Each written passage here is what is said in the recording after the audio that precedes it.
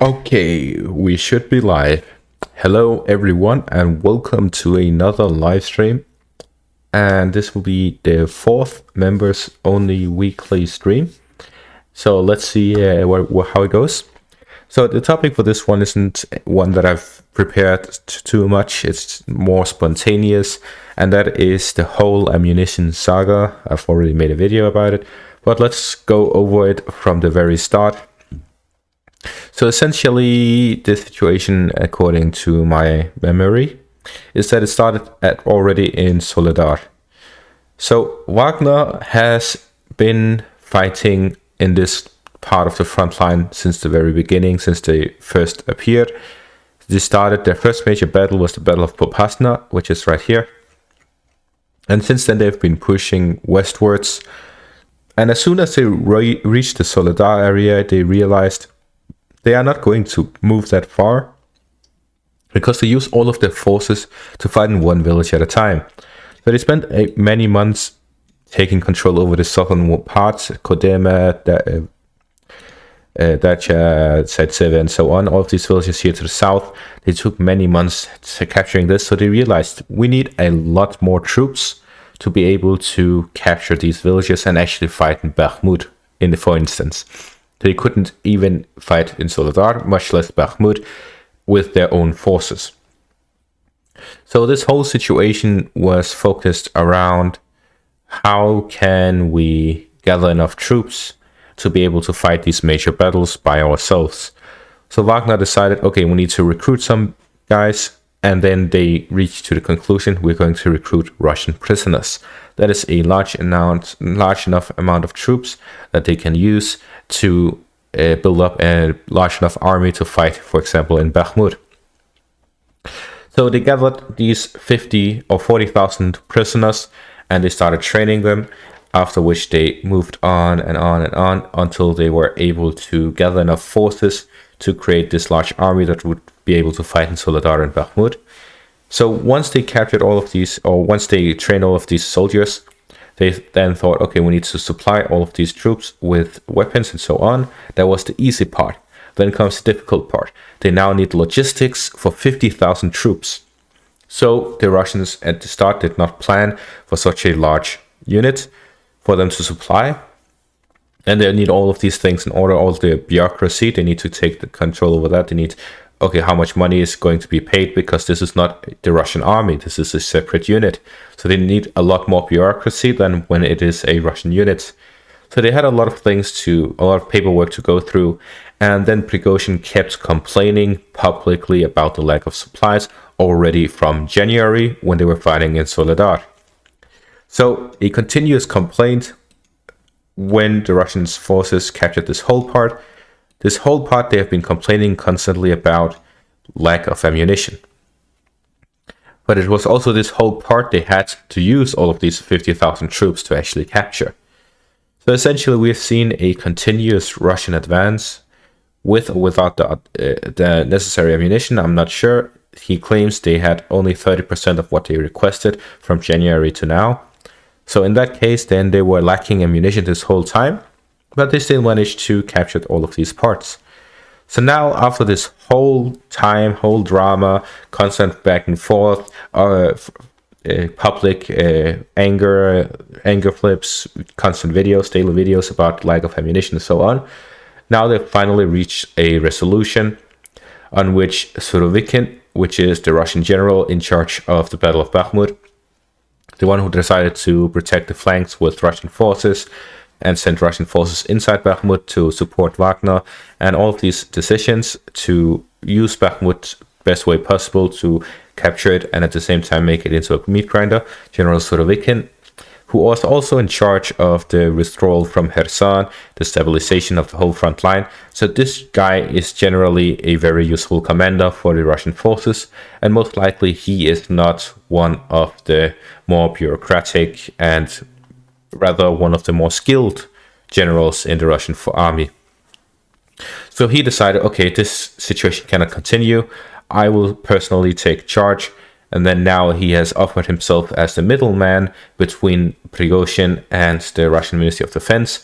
And now the Russian Ministry of Defense have announced that they will supply Wagner with all of the necessary ammunition. So this means that or essentially what we can understand from this is that the situation has been resolved. There could still be some issues, but mostly the intention is there, which means that the situation will most likely resolve. So with this, Wagner will now be fully supplied. If they were running at a third of the necessary ammunition, now they will have a huge advantage. And at the same time, we see the Chechens arriving in Bakhmut. According to Remy, they've already arrived. So the Chechens are now arriving. They have arrived to the front line, and they're now ready to fight in Bakhmut against the Ukrainians alongside Wagner and Russian forces.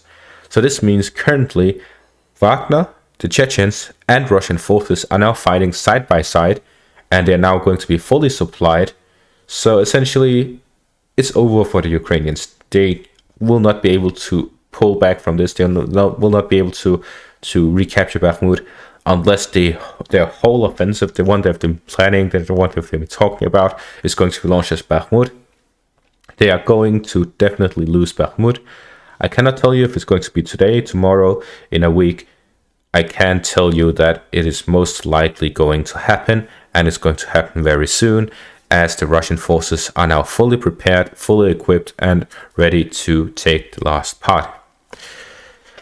So the current situation is that the Ukrainian forces are now in a terrible situation because they are holding the citadel area. However, the Russian forces are going to be pushing here in the northwest, which means that they'll be able to cut off the supply line soon, especially now with the new reinforcements. And at the same time, they're also pushing here to the southwest, which is the other supply line. So if both supply lines are at risk, then holding the citadel area won't mean anything because they will essentially get encircled. So the current situation is that the Ukrainians would have to withdraw to save their soldiers from being encircled. However, that is not an option either, because if they are fully supplied, the amount of artillery shells hitting this open field that the Ukrainians would have to withdraw through would be so devastating that it would essentially be better for the soldiers if they just surrendered instead of withdrew, so that at least their lives could be spared. So the current situation is very, very bad for the Ukrainians. There's no reason for them to send reinforcements to this area. They would have to withdraw. That is the better option for them. And even that the situation, it would be terrible for them. So essentially what would need to be done for the Ukrainian side is that they would need to withdraw, but with heavy artillery support, so that the Russian forces will not be able to freely launch artillery strikes on the withdrawing Ukrainian soldiers. So from a logical standpoint, most likely the Ukrainians will try to hold on until Victory Day, and then on May 10th, they will do their own withdrawal with this heavy artillery support, so that at the very least they'll be able to hold on until Victory Day, which will give them a big propaganda victory, as they'll be able to claim, here we survived until Victory Day, this is the current situation, and so on. And essentially the Ukrainian forces will have their big win from this. So this is the situation. The Russian forces have an interest in winning before Victory Day or during Victory Day. The Ukrainian forces have an interest in holding on until after Victory Day. The Russian forces have a significant advantage regardless of any dates, and the Ukrainian forces are at a very significant disadvantage, and they need a good plan to pull out their forces. So what happens once Bakhmut falls? Then the next offensive position would be Ivanivske and Chasiv Yar. Ivanivske is kind of isolated, as there is the canal line between Chasiv Yar and Ivanivske. There's all of these villages, but without Bakhmut, they would all be isolated across the canal line. So the Russian forces, the first step they will do after the capture of Bakhmut would be to push all the way to the canal line, maybe leave a few of these villages outside of Chasiv Yar to avoid heavy artillery fire, but essentially they'll push all the way up to the canal line, especially in the northern parts. So most likely the Russian forces are now waiting for the ground to dry up, similarly to the Ukrainians, so that they're able to launch attacks across these fields, as currently the Ukrainian forces are are in this big salient here by Siversk, this big pocket.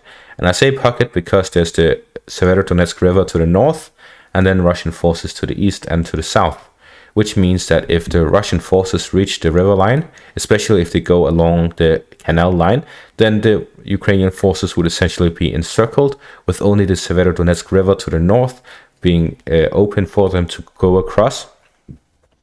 So essentially, the Russian forces will be able to launch a major offensive against, or rather than major, a significant offensive here to the south towards the north, where the Russian forces will be able to cut off most of the Ukrainian forces in Siversk by pushing northwards. So the question is, what is Ukraine planning? When will they launch their offensive and so on? If they do not launch their offensive before like a week after the fall of Bakhmut, then the Russian forces will most likely launch an offensive in the direction of Siversk to cut off the forces there. Other than that, the situation is very volatile. It could go in any direction, especially with how both sides are ready for an offensive. They have enough troops, enough equipment, enough training. Everything is ready for an offensive. The only thing we're waiting for is for the commanders to take the decision and launch the offensive. That is the only thing we're waiting for. The weather is ready. Everything is ready. The only thing we're waiting for is for the commander to take a decision. And that is everything I have prepared for this live stream. I see there's one viewer. Hello and welcome to the stream. If you have anything to ask, to talk about anything at all, then you're free to do so. This is what this stream is for, not only to give some information, but also to talk with the viewers. So if you want to talk about anything, then there's time for that. Other than that, I will probably end the stream. So let me know in the chat.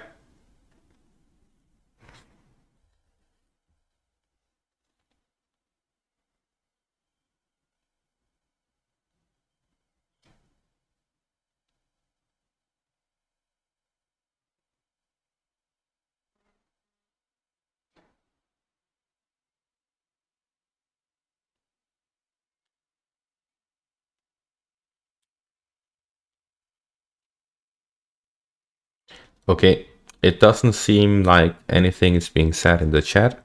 So I'll end off this stream around here. Hopefully the next one will be a bit better planned and there will be more Patreon supporters to be able to join.